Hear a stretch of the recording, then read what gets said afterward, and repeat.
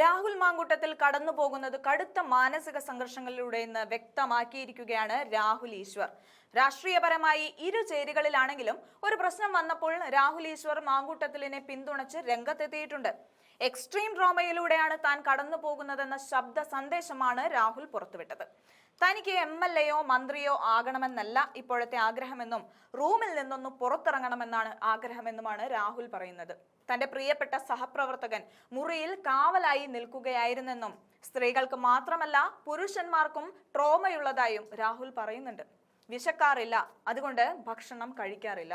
രാത്രിയിൽ ഉറങ്ങാനായിട്ട് പാരസെറ്റാമോളും സിട്രസനും കഴിച്ചിട്ട് കിടക്കും. 5 മണിയാകുമ്പോഴാണ് താൻ ഉറങ്ങുന്നത്, അതും വെറും 2 മണിക്കൂർ മാത്രം. ആളുകൾ എന്താണ് മിണ്ടാത്തത്, പ്രതികരിക്കാത്തത്? തെറ്റ് ചെയ്തത് കൊണ്ടാണോ എന്ന് ചോദിക്കാൻ എളുപ്പമാണ്. എന്റെ അവസ്ഥയെന്ന് പറഞ്ഞാൽ അത് ഞാൻ എപ്പോഴെങ്കിലും തുറന്നു പറയുമെന്നും രാഹുൽ ഈശ്വർ പുറത്തുവിട്ട വോയിസിൽ പറയുന്നുണ്ട്.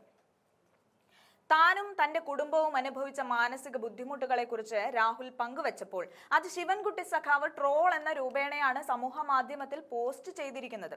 പാരസെറ്റാമോളും സിട്രസനും ഡോക്ടറുടെ നിർദ്ദേശപ്രകാരം കഴിക്കുക, വ്യാജന്മാരെ ഒഴിവാക്കുക എന്നാണ് ശിവൻകുട്ടി സഖാവിന്റെ പോസ്റ്റ്. എന്തായാലും പോസ്റ്റിന്റെ താഴെ മന്ത്രിക്കെതിരെ രൂക്ഷ വിമർശനമാണ് ഉയർന്നു വരുന്നത്. പലതരത്തിലുള്ള ആരോപണങ്ങൾ ഉയർന്നു വരുമ്പോഴും സമൂഹത്തിന്റെ വിവിധ മേഖലകളിൽ നിന്നുള്ളവർ രാഹുലിന് പിന്തുണ നൽകി രംഗത്തെത്തിയിട്ടുണ്ട്. ഇന്നലെ ജീന സജി എന്ന വ്യക്തി രാഹുലിനെതിരെ ഗൂഢാലോചന നടക്കുന്നുവെന്ന പരാതി ക്രൈംബ്രാഞ്ചിന് സമർപ്പിച്ചിരുന്നു.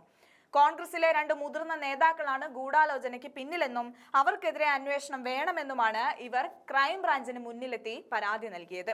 യൂത്ത് കോൺഗ്രസ് പ്രവർത്തകയാണ് ജീന എന്നാണ് പല മാധ്യമങ്ങളിലും ഇവരെ സംബന്ധിച്ച വാർത്ത വരുന്നതെങ്കിലും ഇന്നലെ മുഴുവനായി യൂത്ത് കോൺഗ്രസ് പ്രവർത്തകർ ആളെ തിരഞ്ഞെങ്കിലും കണ്ടെത്താനായില്ല.